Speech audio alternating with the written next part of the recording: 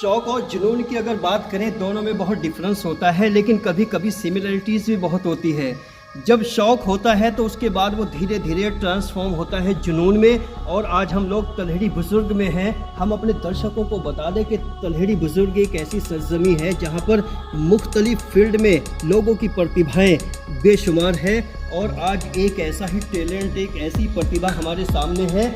और एक बात और बड़ी अहम है, क्योंकि हिंदुस्तान एक अखाड़ों का देश रहा है, लेकिन आज अखाड़ों ने वेस्टर्न जिम्स में तब्दील हो गए अखाड़े।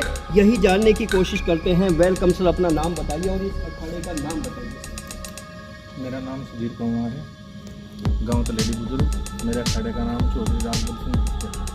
सर, आपने आप युवा है, यंग है, और जबकि इस वेस्टर्न कल्चर से प्रभावित युवाओं के लिए आपने अखाड़े का विचार किया है, तो क्या सोच के किया? देखिए, हमारे बाबा ने वो पहलवान करते थे, जब हम चले उसको पहलवान को करने पाए, लेकिन उनका सपना वो पहलवान था। फिर उसने हमारे ऊपर कोशिश की, हम भी नहीं बन पाए। तो मेरा सपना है कि मेरे बच्चे आगे पहलवान बने, वो नेशनल इंटरनेशनल ओलंपिक तक खेलें। अच्छा सर, जैसा कि इतना स्कोप नजर नहीं आता जितना आपका सपना है, अगर स्कोप बाई चांस कम है तो सपने को कैसे साकार करेंगे सर? स्कोप की बात करें तो सिर्फ हमारे ज़िले में ही नहीं है, वरना आसपास के जिलों में मुजफ्फरनगर ले लो, श्यामली ले लो, हरियाणा ले लो, बॉर्डर लगता है हमारा, बहुत ज़्यादा ट्रेंड है इसका, बहुत ज़्यादा। अच्छा सर, जैसे सहारनपुर जनपद के अंदर बेरुखी है, आपने कहा कि यहाँ पर नहीं है, ऐसे बेरुखी भरे माहौल के अंदर आपने अपने जुनून को जिंदा करने की जिद बनाई है, तो क्या कहना चाहेंगे सहारनपुर के लोगों को? देखिए, पहली बात तो है जिद ऐसी जगह करनी चाहिए जिसकी तरफ कोई नहीं चल रहा, उसकी तरफ चलो, उधर कामयाब होकर दिखाओ। दूसरी बात, हमारे सहारनपुर ज़िले में अगर इस चीज़ का शौक़ नहीं है कुश्ती का, तो इसका जिम्मेदार मैं सीधा अपनी कुश्ती फेडरेशन को ठहराता हूँ, जो कुश्ती के फील्ड में कुछ भी नहीं करते हैं।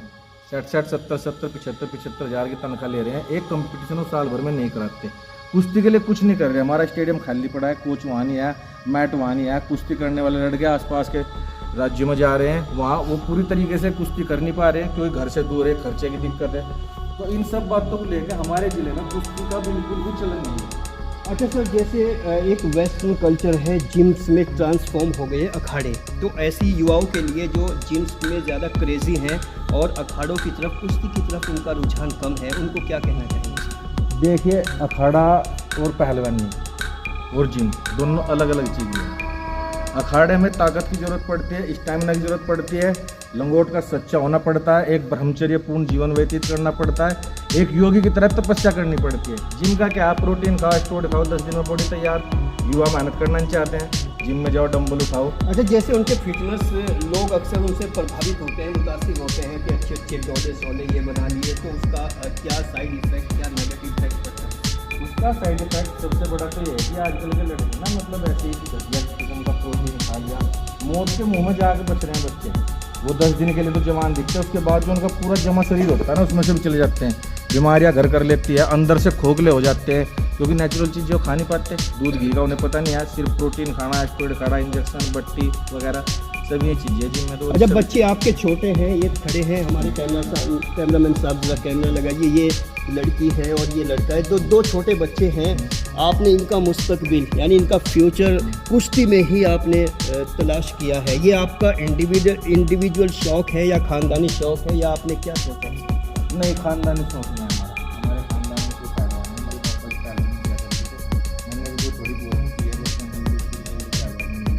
बस मैं चाहता हूँ कि मेरे बच्चे पहलवान बने, एक नाम कमाएं, जो लोग इन्हें देख कर गए कि हाँ देखो उसके लड़के हैं, उसके पोते हैं, उसके पड़पोते हैं, वो पहलवान बन के दिखाया उन्होंने, ये उस फील्ड में कामयाब हो, इनका नाम अखबार में लोग पढ़े, ये मेडल लेकर अपने देश का, अपने प्रदेश का, अपने घर परिवार का नाम ऊँचा करे।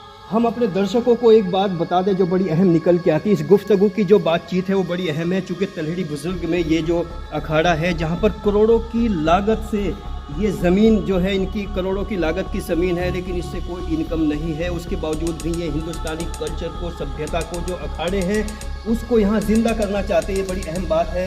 और इनके पिताजी भी बैठे हैं, इनसे भी बात करते हैं। सर वेलकम, अपना नाम बताइए सर। और ये अखाड़ा जो आपने आपके बेटे की सरपरस्ती में चल रहा है, क्या कहना चाहिए?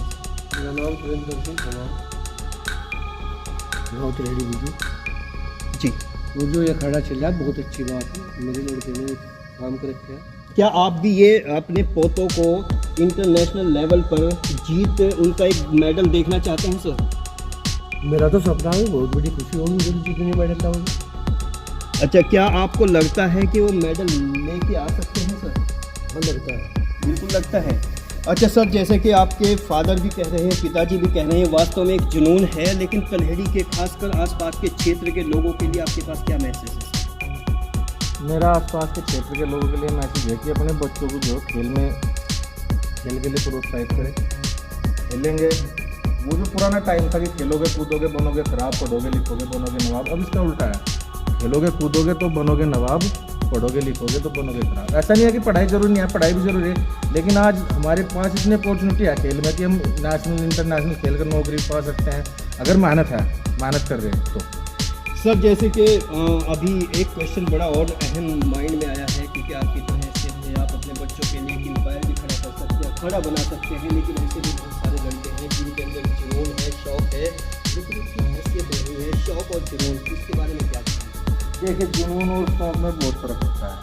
शौक होते हैं हैसियत से पूरे, और जुनून होते हैं अपने दम पे पूरे। जुनून है तो हैसियत खुद बन जाएगी। आप मेहनत करते रहो, कोई ना कोई होगा, चाहे भगवान ही हो चाहे कोई गुरु ही हो, कोई ना कोई होगा जो आपको सहारा देगा, लेकिन जुनून होना चाहिए मेहनत करने का। रेगुलर मेहनत करते रहो, आज नहीं तो कल नहीं तो परसों कामयाब होगे जरूर। जुनून की अपनी एक अहमियत होती है, और बता रहे हैं कि वाकई जुनून की एक ज़बरदस्त अहमियत है। शौक हो कि ना हो, लेकिन जुनून होना चाहिए, उसके लिए बहुत लोग सपोर्ट में आ जाते हैं। आप किस तरह की सपोर्ट कर सकते हैं सर अपने इस अखाड़े के थ्रू उन बच्चों के लिए जो वास्तव में कुछ करना चाहते हैं कुश्ती फील्ड?